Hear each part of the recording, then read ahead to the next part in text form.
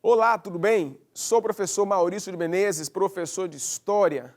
E na aula de hoje nós iremos estudar sobre cultura, resistência e escravidão, tanto dos povos indígenas como dos africanos que foram escravizados. Esse tema é muito importante para a compreensão do nosso presente. Para a compreensão do Brasil, se faz necessário estudar sobre os povos que foram trazidos para as Américas, para o Brasil e os que já habitavam aqui. Portanto, os principais objetivos dessas aulas são esses. Acompanhe comigo no slide.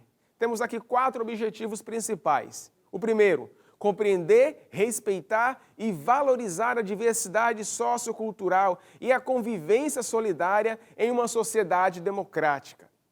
O segundo objetivo, apresentar as condições de vida e de trabalho dos indígenas, dos negros escravizados na América Portuguesa, como o Brasil era chamado no período colonial. O terceiro objetivo é compreender, respeitar e valorizar a diversidade sociocultural e a convivência solidária entre uma sociedade democrática. E o quarto item, o quarto objetivo, e não menos importante, é compreender a formação da sociedade brasileira a partir da miscigenação, a partir da mistura de diferentes etnias, de diferentes povos e diferentes culturas. Então vamos comigo dar início. O primeiro tema que se faz necessário frisarmos nesta aula é sobre a importância, qual é a relevância deste tema para a nossa compreensão. Ele é muito importante, inclusive existe uma lei, a Lei 10.639 de 2003, que foi substituída, que foi alterada pela Lei 11.645 de 2008. O que diz esta lei? Qual é o principal objetivo? Bem, o principal item desta lei torna obrigatório o ensino da história e da cultura afro-brasileira e indígena em todas as escolas públicas e particulares do ensino fundamental até o ensino médio. Esse tema é muito importante, meus queridos alunos, por vários motivos. Antes, aproximadamente 40 a 50 anos, quando se falava do tema da escravidão, do tema relacionado à cultura afro-brasileira, geralmente os principais temas retratavam a miséria, retratava a escravidão, a subserviência dos povos africanos que foram escravizados e acabava esquecendo uma infinidade de informações importantes da cultura, da formação socioeconômica dos povos africanos que foram escravizados. E também, quando se falava dos povos indígenas, existia muito estereótipo relacionado às populações primitivas que habitavam a América Portuguesa, que habitavam Pindorama, como os povos indígenas chamavam o Brasil. Portanto, os historiadores, aproximadamente de 30 a 40 anos, eles começaram a mudar o olhar a respeito dessas culturas tão importantes para a nossa história. E, em 2003, surge esta lei para que não só a história, mas diversas disciplinas tratassem deste tema muito especial. E ela foi alterada. A Lei 11.645, ela inclui a cultura indígena nos bancos escolares. Então, nós não temos que trabalhar apenas esse tema no Dia da Consciência Negra, muito pelo contrário, durante o ano todo. Nós não temos que trabalhar sobre o tema indígena apenas em abril, muito pelo contrário, até porque nós que estamos no Espírito Santo, principalmente, temos isso muito forte, arraigado na nossa história, na nossa cultura, que nós iremos ver nos próximos slides. Bem, a herança maldita, esse preconceito étnico-racial do Brasil. Por que eu falo herança maldita?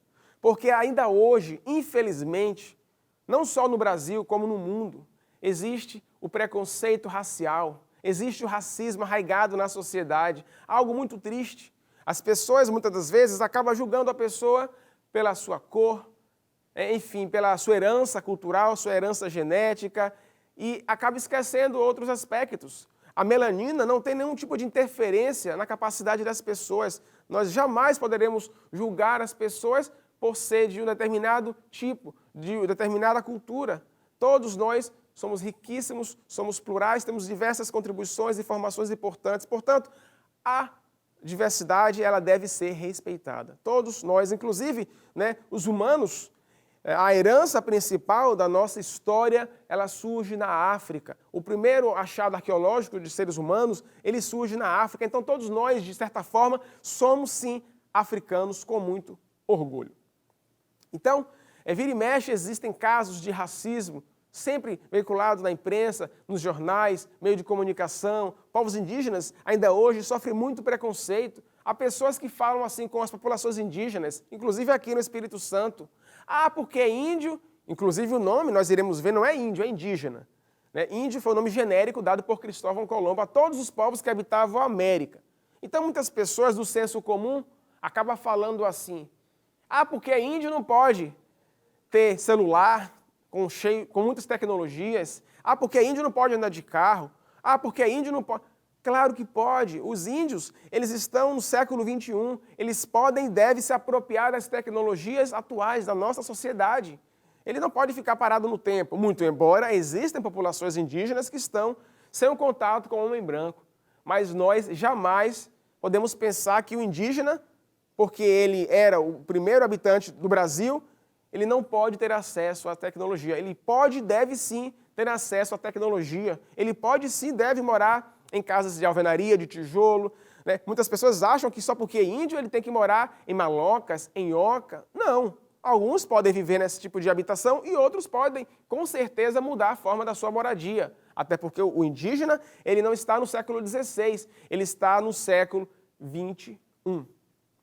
Vamos verificar no próximo slide algo muito importante sobre os reinos africanos. Inclusive, há pessoas que falavam sobre tribos africanas, tribos indígenas. E este termo é importante que nós, aos poucos, venhamos tirar do nosso vocabulário, porque há um certo termo pejorativo, preconceituoso, quando nós atribuímos às populações africanas ou indígenas o termo tribo. Subentende-se como se fosse uma sociedade abaixo, inferior da sociedade que estava, na época, colonizando esses povos. É um pensamento eurocêntrico que toma como base a cultura europeia como padrão a ser observado. E não é isso. As populações africanas e indígenas, eles devem ser chamados de reinos ou populações indígenas e africanas. Existiram diversos reinos africanos, inclusive maiores, mais ricos e poderosos do que muitas civilizações e povos europeus. Nós temos os povos e reinos africanos antes de Cristo, no nosso calendário gregoriano, como nós temos como base o calendário gregoriano, nós temos antes de Cristo e depois de Cristo. Então nós tínhamos infinitos reinos na África antes de Cristo e depois de Cristo. Os principais reinos antes de Cristo é a sociedade egípcia, o reino da Núbia, Império Kush, o Império de Axum, que é o Império Etíope, e também o cartaginês, que inclusive no final da era antes de Cristo, da Idade Antiga, eles tiveram vários conflitos, várias guerras contra o Império Romano e acabou que o Império Cartaginense perdesse este conflito nas famosas guerras púnicas.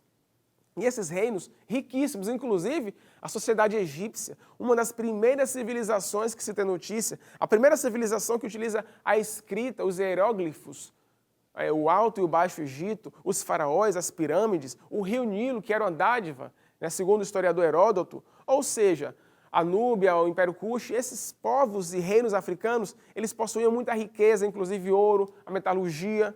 E temos também os reinos da era cristã, reino de Mali, reino de Gana, o Império Songhai, o reino de Benin, todos esses reinos possuíam enormes riquezas, principalmente no ouro. Alguns utilizavam a metalurgia, outros o marfim, e eles eram excelentes comerciantes. Já na era cristã, muitos acabaram se convertendo ao islamismo e havia um grande comércio na região do Mediterrâneo até a África. Essa ligação do Mediterrâneo, Ásia e África era muito forte. Inclusive, as populações europeias, quando elas chegaram na África, eles acabaram meio que se assustando com o que eles viram. Mas devido à força bélica dos europeus, eles conseguiram impor o controle sobre a região. Bem, a escravidão africana. Existem dois tipos de escravidão na África. Existe a escravidão interna isto é, aquela que acontecia dentro do continente africano. E existe a escravidão externa. A escravidão externa é aquela em que os africanos, reinos rivais, acabavam negociando os escravos capturados para os traficantes de escravos, já na era das grandes navegações, a partir do século XV e XVI, principalmente em diante. Bem, vamos agora entender como era que se dava a escravidão dentro do continente africano. Algo muito importante, antes de falar sobre o tipo de escravidão na África, é percebermos que os africanos, eles não são todos iguais. Há pessoas que têm o pensamento reducionista, acham que, por ser africanos, são todos iguais. Negativo. Os africanos, eles possuíam infinitas diferenças sociais, religiosas, culturais, língua, hábitos. Eram povos totalmente diferentes. Diversos povos, reinos. Então, um africano que escravizava outro africano, eles eram totalmente povos diferentes. Não caia nesse pensamento reducionista de achar que todos eles eram iguais, porque de fato eles não eram. Então, quais os principais tipos de escravidão que existia na África? Veja no slide. Temos o roubo, dívidas, adultério, filhos de escravos e prisioneiros de guerra. Então, esses 5 itens são os principais itens em que um africano tornava-se africano de outro africano. Quem praticava o roubo, se fosse flagrado, capturado, seria escravo. Quem contraísse uma dívida virava escravo. Porém, essa dívida era uma dívida momentânea, era uma dívida temporária, até que os serviços prestados cobrissem a dívida deste escravo e depois ele seria livre. Adultério. A sociedade africana, muitas das vezes, não são todas as sociedades africanas, porque eles eram diferentes. Algumas das sociedades africanas acabavam, quando pegava a mulher praticando adultério, o marido tinha 3 opções. Ou perdoava a mulher e também o amante, ou amarrava os dois e lançava no rio, ou então transformava os dois em escravos. Então, a sociedade africana transformava quem praticava adultério também em escravos. Filhos de escravo, com certeza, que nascessem em cativeiro, também seriam escravos. E o principal motivo e meio de arrecadar escravos era guerras entre reinos. Inclusive, a escravidão africana, ela não tinha um objetivo comercial. Era uma escravidão para que os escravos servissem àquele reino. Inclusive, não só a África, como diversas sociedades históricas utilizavam a escravidão. Vamos lembrar as principais. Tínhamos escravidão na Mesopotâmia, existia escravidão na Grécia Antiga, no Império Romano, os gladiadores, eles eram escravos, grande parte deles. No Egito, como nós sabemos, na África também existia escravidão. Ou seja, a escravidão era um fenômeno que sempre existiu na história da humanidade. Na Idade Média não existia escravidão. Na Idade Média existia a servidão, um sistema que pode ser, para alguns historiadores, muito parecido com a escravidão. Porém, há algumas diferenças muito importantes, porque o servo na Idade Média, ele não poderia ser comprado, ser vendido, ser negociado. Ele era, pode-se dizer, livre. Ele tinha obrigação para com o senhor feudal, mas ele estava preso à terra. Já o escravo era considerado um objeto. O dono daquele escravo poderia vender, comprar, negociar, ou seja, o escravo ele não tinha meio que opções, ele era considerado objeto. Então essas são as diferenças entre servidão na Idade Média e escravidão na Idade Antiga e também na Era Moderna. O próximo slide, muito importante, fala sobre a escravidão externa, aquela escravidão onde os africanos que faziam outros africanos escravos começaram a negociar, a fazer uma troca. Essa troca, sem usar moeda, chamamos de escambo. Então a escravidão externa, ela acontece para que os europeus tivessem mão de obra para dar início à atividade econômica da cana-de-açúcar. Os portugueses, por exemplo, a primeira sociedade do mundo moderno a se transformar em um país, necessita de mão de obra para trabalhar nas ilhas atlânticas, Açores, Cabo Verde. Essas ilhas que estavam ali perto da Europa, perto da África, no Oceano Atlântico, elas começaram a plantar, a cultivar cana-de-açúcar. Então, para isso era necessário mão de obra. Então, os portugueses, que controlavam já a região, eles começaram a conquistar o norte da África, tomando Ceuta, em 1415, e a partir de então, esse processo começa a se expandir. Há várias feitorias que são criadas, construídas no litoral africano, e essas feitorias era onde existia esta troca de objetos dos europeus por africanos, que eram chamados de peças. E quais eram essas peças, esses objetos que eles trocavam? Objetos que na cultura africana não existia, ou que era muito valorizado, como armas, como algum tipo de ferro fundido, como vinho, como álcool, aguardente, como tabaco, ou seja, produtos que a sociedade africana não dispunha em abundância, valiam a fortuna. Então eles negociavam por escravos que eram capturados no continente africano. E a partir daí começa o tráfico negreiro. O tráfico negreiro, isso mesmo, os navios negreiros que acabavam trazendo os escravos, primeiro para a região das Ilhas Atlânticas, Madeira, Ilha de Madeira, Açores e Cabo Verde, e depois para a América. Nós podemos ver na imagem, essa imagem fala sobre o navio negreiro, que era chamado também de navios tumbeiros. Vamos analisar por quais motivos os navios eram chamados assim, no próximo slide. Mas antes, é muito importante que nós possamos conhecer Castro Alves. Castro Alves, um grande poeta baiano, que escreveu alguns poemas. Dentre os principais tem o Navio Negreiro, né, Tragédia no Mar. E nesses poemas de Castro Alves, de 1870, já no final do período da escravidão no Brasil, né, um abolicionista, ele escreve sobre isso, condenando as práticas relacionadas à escravidão no Brasil. E este poema é um dos mais conhecidos da literatura nacional. Nele é descrito, com imagens e expressões terríveis, a situação dos africanos arrancados de suas terras, separados de suas famílias e tratados como animais nos navios negreiros, que os traziam para ser propriedade de senhores e trabalhar sob as ordens dos feitores. Portanto, não só Castro Alves, como diversos outros intelectuais falavam, condenavam a prática da escravidão. Esses homens que criticavam eram chamados de abolicionistas, que começa a ganhar força já no final do século XIX, perto ali da segunda metade, a partir de 1850, ganha mais força este movimento abolicionista. Nessa imagem, nós podemos ver um navio negreiro, também chamado de navio tumbeiro. Os escravos eles acabavam vindo nos porões dos navios negreiros. E a viagem, que durava até 2 meses, era muito triste.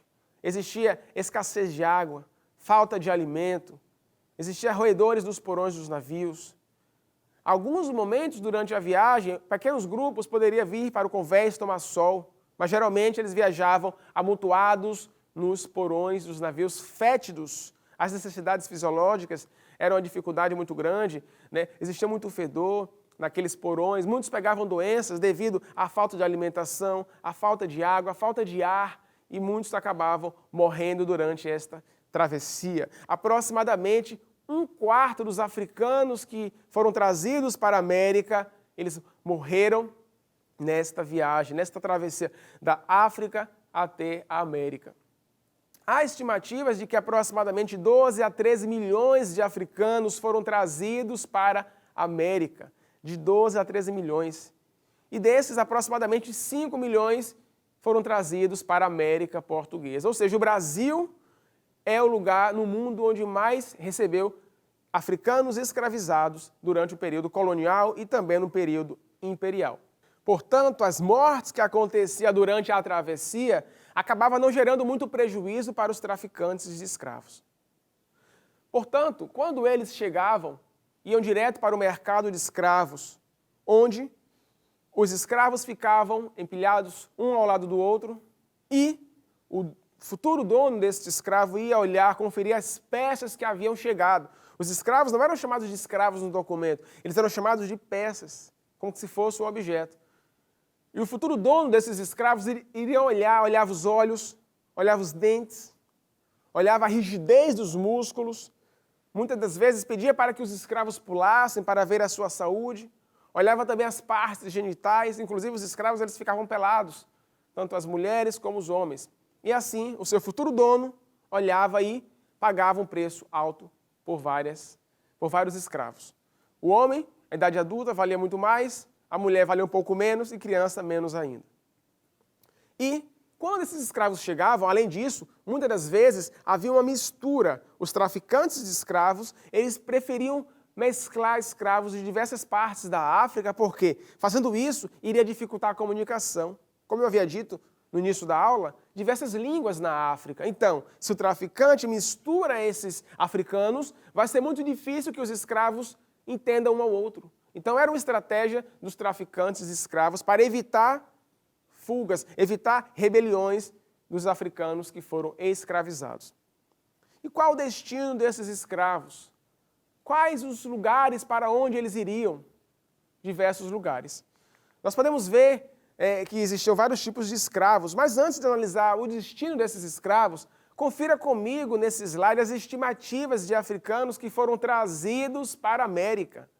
Nós temos aqui informações da América Espanhola, temos informações do Brasil, das Antilhas Britânicas, temos também das Antilhas Francesas e também de diversos outros lugares, dos Estados Unidos, enfim. Analise, eu quero chamar a atenção para o segundo dado, que está grifado, está circulado com a cor verde.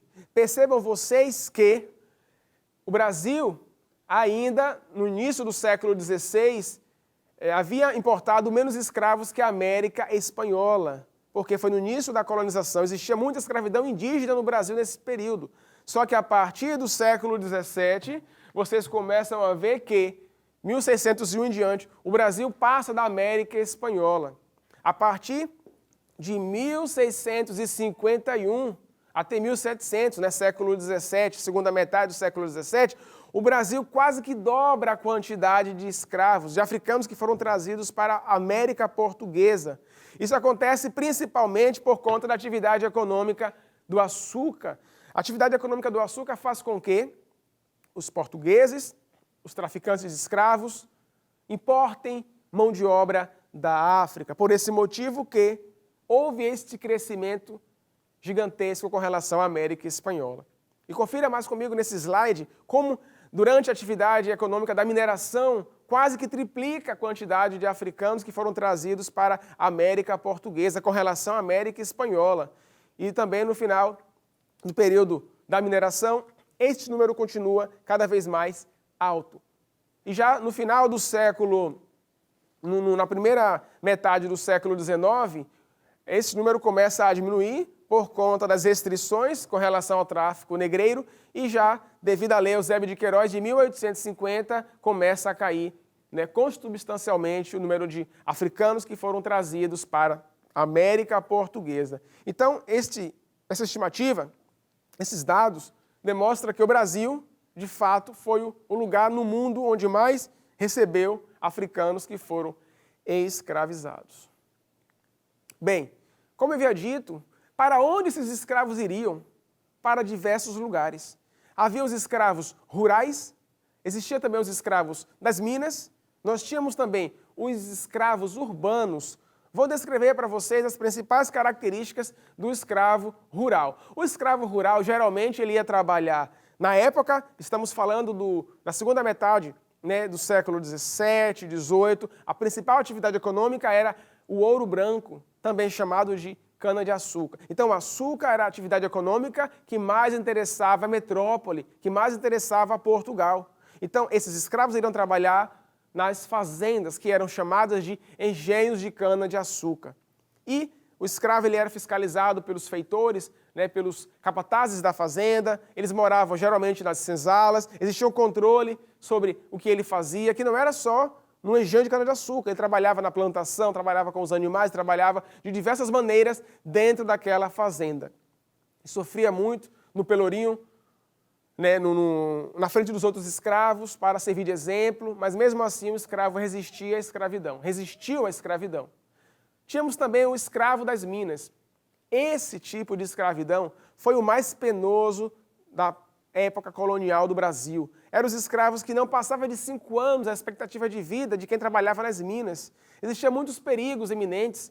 A situação era muito triste. Trabalhava durante muitos dias, com os pés na água. Trabalhavam também dentro das minas. E tinha muitos acidentes, existiam muitas mortes. Eles eram soterrados. Isso mesmo, meus queridos alunos. Muitas barragens, já naquela época, rompiam, matando muitos escravos que trabalhavam buscando pedras preciosas, diamante, ouro. Então, os perigos eminentes, a má alimentação, morriam muitas das vezes soterrados.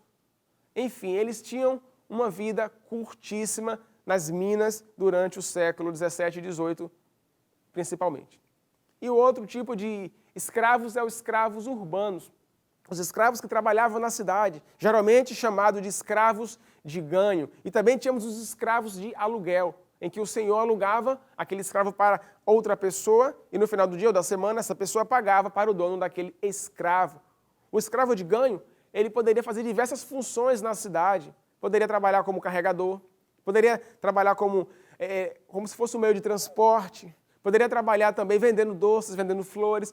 A diversidade das atividades urbanas eram imensas. E no final do dia, esse escravo trazia uma parte do dinheiro, grande parte era para o senhor, e uma pequena parte era para aquele escravo. E com esse dinheiro, ele comprava alimentação, comprava roupa, e muitas das vezes conseguia comprar a sua carta de alforria, que lhe garantia a liberdade.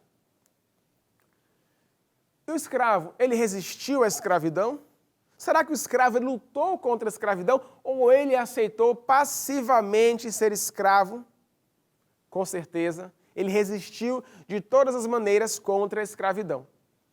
Como nós podemos ver no slide, os principais tipos de resistência escrava contra a escravidão foram o banzo, suicídio, homicídio, infanticídio, sabotagem e as fugas.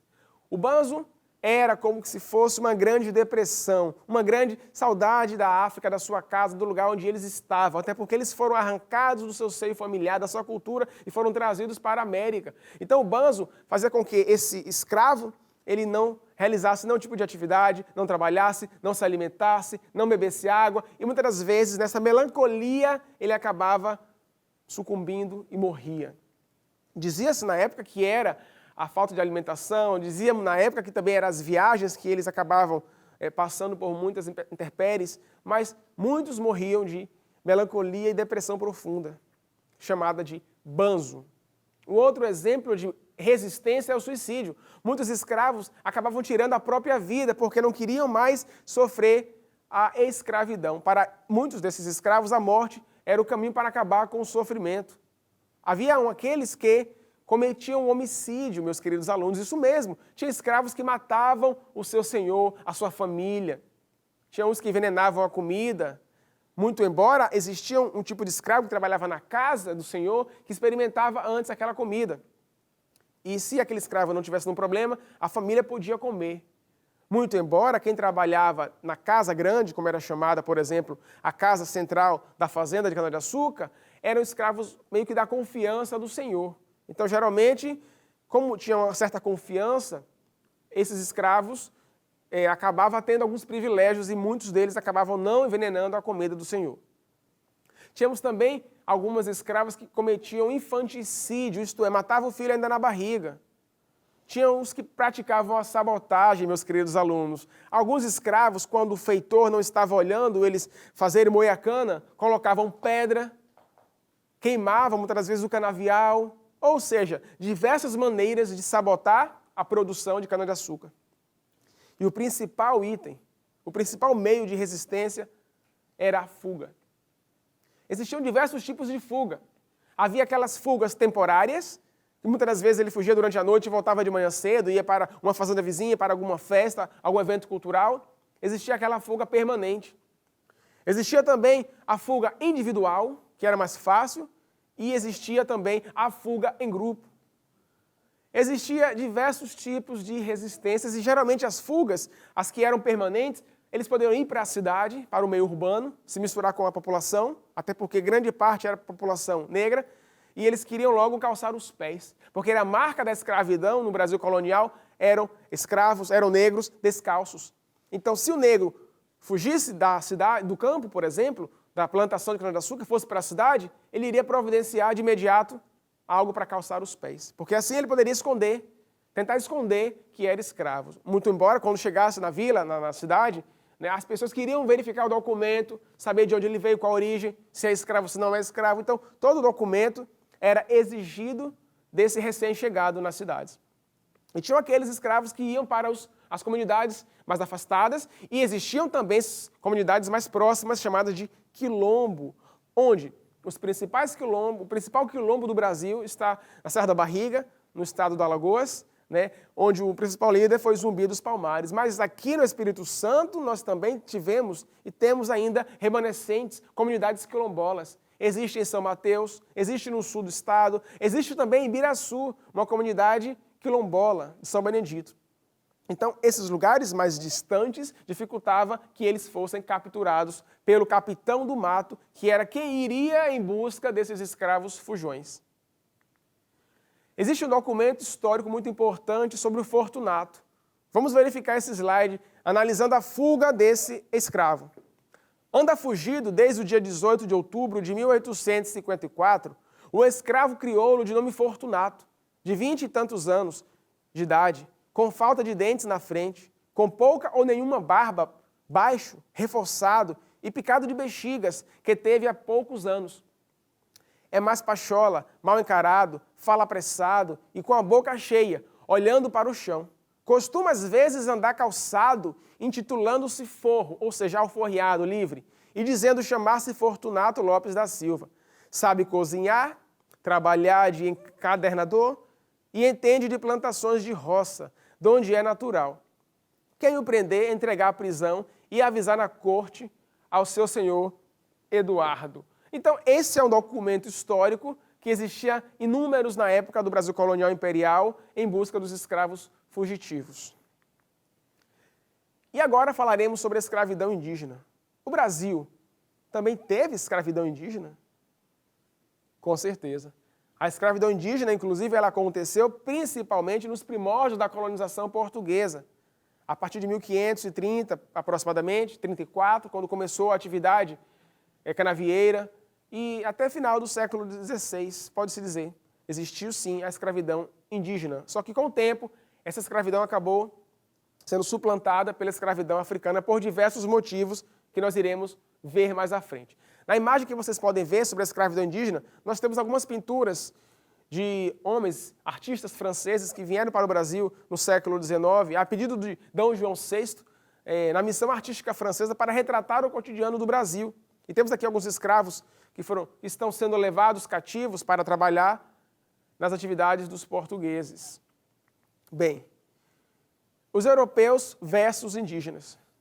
Foi o maior genocídio da humanidade. Mais de 70 milhões de indígenas acabaram morrendo em contato com o homem branco, em contato com o europeu. Diversos motivos enumeram, explicam este genocídio. Os principais: escravidão indígena, conhecido como guerra justa, guerra entre comunidades, tribos não, guerra entre as comunidades indígenas, epidemias, como varíola, como sarampo, como a febre, as crenças religiosas. Existia inclusive uma crença mais da sociedade asteca, de que o Deus viria do mar. E alguns desses povos indígenas, quando encontram o europeu vindo do mar, acreditam ser o Deus e acaba lhe servindo. Temos também outro exemplo. As armas dos europeus eram mais potentes do que as armas indígenas. Então, esses são os principais motivos que fizeram com que os indígenas acabassem perdendo este conflito com os povos europeus.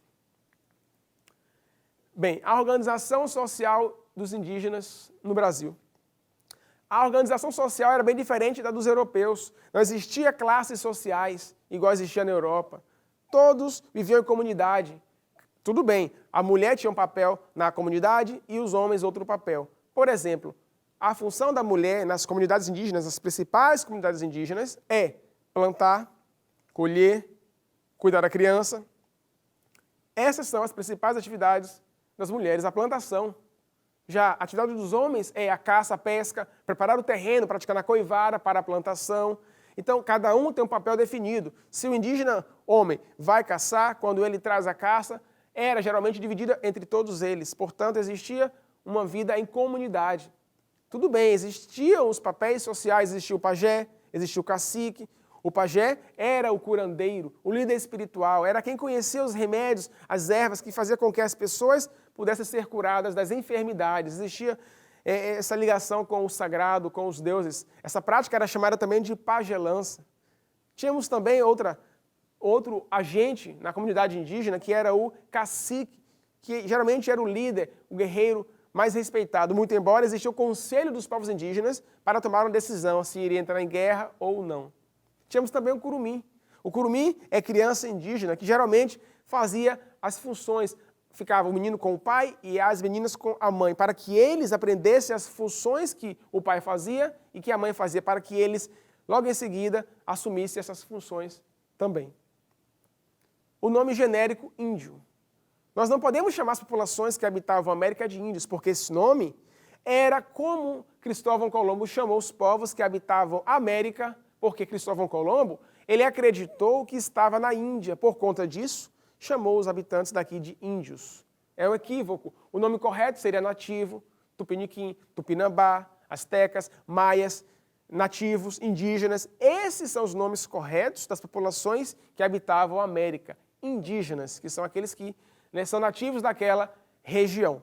E esses indígenas também, assim como os africanos, eles existiam de diversas etnias, diversas culturas. Existiam os que eram antropofágicos, existiam os canibais, existiam os que não eram, não praticavam a antropofagia, o canibalismo, existiam os que eram monogâmicos, poligâmicos. Então, a diversidade cultural indígena também ela é gigante. Nós não podemos também colocar todos no mesmo pacote, porque não é. Cada povo indígena tem as suas culturas diferentes uma das outras. Bem, e por falar em antropofagia e canibalismo, sabe qual a diferença? É muito simples. A antropofagia é uma prática religiosa de que algumas comunidades, inclusive no Espírito Santo, os goitacazes ou goitacás que habitavam a região no sul do Espírito Santo e no norte do Rio de Janeiro, eles praticavam a antropofagia, que é comer o inimigo em uma espécie de ritual para adquirir as suas qualidades. Ora, se os antropofágicos comessem os inimigos, se porventura o inimigo demonstrasse medo, temor ou chorasse, certamente não seria devorado, porque no imaginário indígena, se eu devorar um inimigo que está chorando, eu também vou ficar chorão, eu vou começar a ter medo das coisas, portanto, não era devorado. Muito embora o indígena que era capturado, ele tinha uma honra de morrer, não tinha medo de encarar a morte, ele achava também que era algo divino, algo sagrado. Então ele não tinha medo de ser devorado por tribos, comunidades indígenas antropofágicas. Já o canibalismo é comer seres da mesma raça, do mesmo grupo, independente das características. Pode chorar, pode espernear, pode falar que não quer morrer, não interessa, vai ser devorado. Então essa é a diferença entre canibalismo e antropofagia. Bem, nós temos aqui, para finalizar essa aula, as principais contribuições dos povos africanos para a nossa cultura e também dos povos indígenas. Vamos verificar nesse slide falando sobre herança cultural. A palavra herança significa legado, coisas deixadas por povos para a nossa sociedade. Da cultura afro-brasileira, nós herdamos a dança, por exemplo, músicas e instrumentos musicais, a capoeira, o samba, o maxixe, o maracatu, o tambor, instrumentos de percussão, o berimbau, enfim, são objetos da música, da arte africanos, de origem africana. Religião, o candomblé e também a umbanda, que mistura agentes do catolicismo e de religiões africanas, como os orixás. Temos também a culinária, meus queridos alunos, a herança africana muito forte no Brasil e aqui no Espírito Santo. As pimentas, leite de coco, feijão preto, acarajé, caruru. Temos as festas no Espírito Santo, inclusive o Congo, que é uma característica muito forte, marcante do nosso estado, a congada, o maracatu, bumba meu boi.